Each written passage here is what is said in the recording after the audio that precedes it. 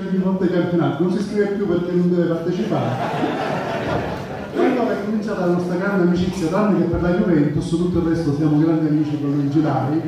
E lui prospettava un panorama sardo di pochi suonatori, pochissimi suonatori, di una pratica musicale che stava per scomparire.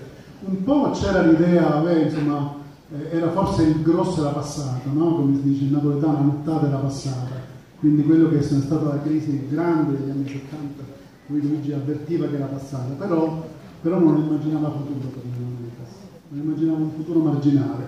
Invece guarda un po' qui cosa c'è, qualcosa è successo, non è successo qualcosa di molto importante.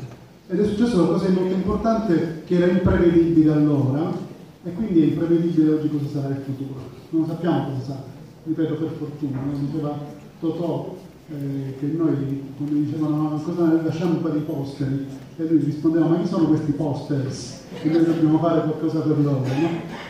Allora, è imponderabile questo, ma l'aspetto che credo sia più importante sottolineare è il fatto che le Lamedas oggi siete tutti qui perché le Lamedas sono uno strumento di oggi, a prescindere dalla sua storia. Noi di questo possiamo anche parlarne, se è millenaria o non è millenaria, ma ripeto, poco importa, perché le Lamedas quando vengono suonate diventano vive, sono uno strumento contemporaneo, altrimenti sarebbero qualcosa depositato in qualche... I musei sono pieni zeppi di strumenti musicali che non si usano più, di tipi di strumenti musicali che non si usano più, bellissimi, antichi, eccetera.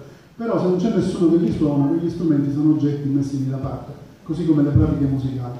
Le pratiche musicali e gli strumenti esistono perché sono di oggi, della contemporaneità. E io questo aspetto voglio sottolinearlo, cioè se siamo tutti qui, se siete qui perché le donne sono uno strumento di oggi, uno strumento che vive la realtà contemporanea, che certamente ha un suo passato, abbiamo visto delle immagini molto belle, ma naturalmente questo strumento è nella realtà di oggi, che non è la realtà di 40 anni fa, di 30 anni fa, è la realtà di oggi, è la realtà di Facebook. Non possiamo pensare di far vivere la moneta solo nel passato, vogliamo levare Facebook a Torino, giammai, sarebbe una catastrofe per tutti noi, non si può levare Facebook.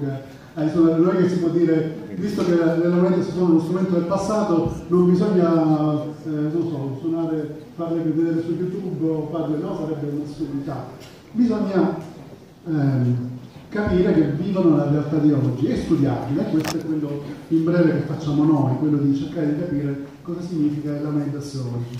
Io, siccome sono molto prolisso e noi all'università andiamo avanti per blocchi di 2 ore, e non voglio farlo, mi sono segnato 4 parole su cui vorrei dire 2 minuti ciascuna, 4 parole che mi sono segnato ascoltando quello che è stato detto, le cose molto interessanti che sono state dette, questo momento di dimostrazione della complessità della faccenda. Ecco, la prima cosa è che le Mendes non sono uno strumento semplice, sono uno strumento complesso, molto complicato, e vi assicuro, chi non le ha ascoltate da bambino fa fatica a entrarci, fa fatica a capirlo. È inevitabile che sia così, no? È inevitabile che ci sia un senso di straniamento, no? Stamattina stavo sistemando alcune cose per un assaggio che deve uscire tra poco e stavo studiando un articolo su un giornale schedato dall'amico e collega Roberto Miglesi, che è qui in sala, comparso su una rivista, su un quotidiano piemontese, si chiamava La Gazzetta Piemontese, nel 1872, ed era reso conto di ingegneri che avevano viaggiato in Sardegna per l'inaugurazione della linea ferrata, a cui viene proposto, a Domus Nova, viene proposto un ballo. Si dice questo signore, che non si firma, anonimo, dice: eravamo lì e i proprietari italiani ci hanno offerto di vedere questo ballo, e lui descrive questo ballo con termini terrificanti. Dice che è una cosa bruttissima, dice che sembra di vedere beduini o indiani. Apri di cielo, questa cosa finisce sul giornale, apri di cielo suscita una serie di articoli di protesta, che all'epoca gli intellettuali protestavano sulla contemporaneità, mica come fanno alcuni oggi che pensano tanto al passato e non guardano il presente.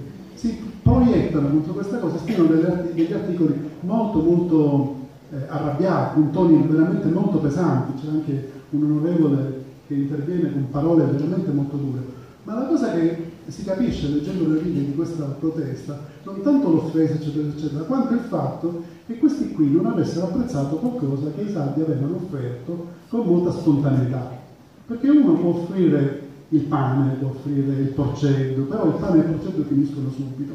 La musica invece è qualcosa che ognuno si porta dentro, che la musica va a colpire l'affettività. Quindi i sardi, queste persone che avevano organizzato il ballo, avevano dato a questi piemontesi qualcosa di veramente importante per loro, la cosa più importante che avevano, cioè la propria musicalità, e questi non l'avevano apprezzato, e questo scatena l'ira di Dio di proteste, giustamente, insomma questo poi avete voglia. E dunque, però è normale che, visto dagli ispettori piemontesi dell'epoca, le loro teste potevano sembrare veramente molto strane. È una cosa difficile da capire, è una cosa che va capita, perché è una cosa che va ascoltata e non sentita. Seconda parola, noi purtroppo per fortuna, con il fatto che la nostra mass medialità eccetera, con il fatto che siamo sempre con le cuffiette eccetera eccetera, siamo abituati a sentire la musica e non ascoltarla. La differenza è fondamentale. Sentirla è qualcosa che ci passa nelle orecchie, così come ogni giorno ne sentiamo in tanti colori, no? Invece ascoltarla significa che uno si mette lì e cerca di capirla. Capire come è fatto un brano dell'Ella Mendes non è una cosa facile. E devo dire che tra le poche soddisfazioni che ho in tanti anni di insegnamento all'università, oltre ai allievi bravissimi come Giulia, che avete visto quanto è brava, oltre a questo, una delle poche soddisfazioni è quando gli spieghi come è fatta una nota e alla fine qualcuno lo capisce. Gli spieghi, gli fai i mattoncini Lego, gli fai vedere come funziona una costruzione modulare, eccetera, eccetera. Alla fine qualcuno lo capisce e questa è una grande soddisfazione, anche perché, terza parola, le launette sono uno strumento strano e molto insolito rispetto al panorama che c'è, perché sono uno strumento contrappuntistico. Noi abbiamo due tipi nell'Occidente, abbiamo due tipi di polifonia, due meccanismi di polifonia. Uno è quello normalmente chiamato omofonia, che è quello che sentiamo tutti i giorni, cioè un cantante canta e gli altri l'accompagnano, e questo si chiama musica omofonica, anche se te non ne può discutere. Invece l'altro è quello contrappuntistico, un pochino più complicato, che prevede delle linee che si intrecciano. Questo meccanismo non è molto diffuso nella musica che ascoltiamo, nel mainstream, quello che passa in televisione, eccetera, eccetera. Ce l'hanno i musicisti che fanno musica classica, per dire Johann Sebastian Bach è tutto contrappunto. E dunque non c'è l'abitudine ad ascoltare il contrappunto, c'è l'abitudine a cercare la melodia.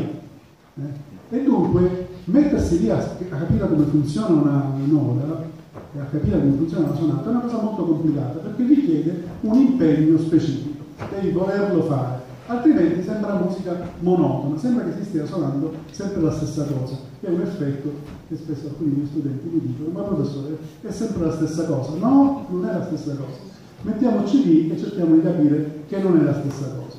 E dunque questa è la terza nota. La quarta e ultima parola che mi ero segnato, vediamo se è vero che me lo ricordo, sì, la quarta parola che mi ero segnato è invece patrimonializzazione, che è una cosa piuttosto complicata, che ha a che fare con meccanismi complessi, che ha a che fare per esempio con l'UNESCO. L'UNESCO, sapete, ha questo programma bruttissimo, terribile, no? Che prevede delle cose insensate, no? Ha dichiarato certe cose patrimonio dell'umanità.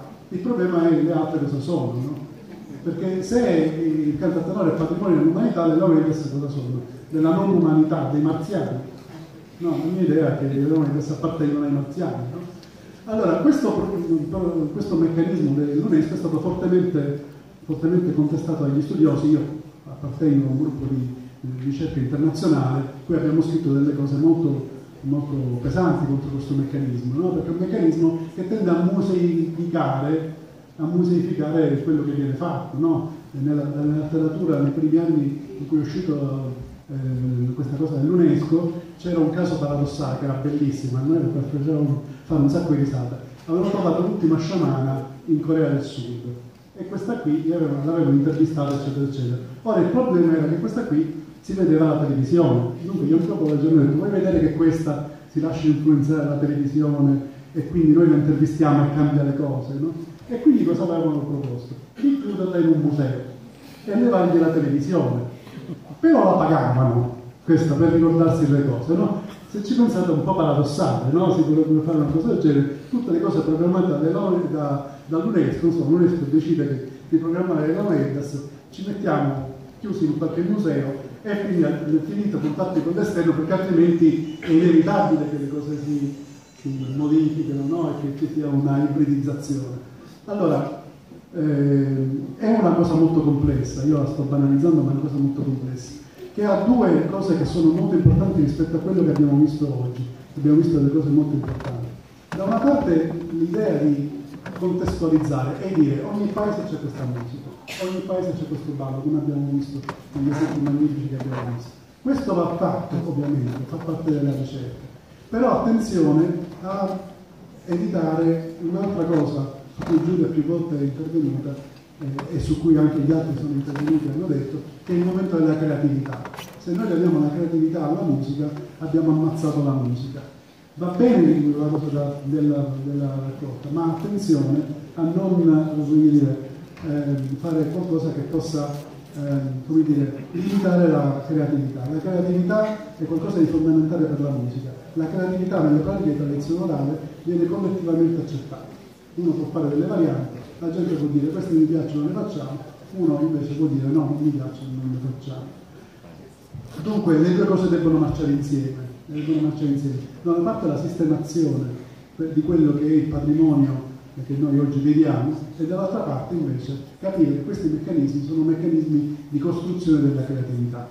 Mi fermo dicendo, però se ci sono domande sono qui a disposizione, mi fermo però dicendo che a Cagliari all'università per fortuna sulla base di finanziamenti che sono arrivati sia dalla Regione Sardegna sia dal nostro rettore, abbiamo un laboratorio di etnomusicologia che è molto disposto a collaborare nelle ricerche, perché noi etnomusicologi non facciamo le ricerche, non possiamo occuparci di tutto, no? Non è che possiamo andare a capire le differenze del ballo tra Samazzari e Luna Madrona, che non so.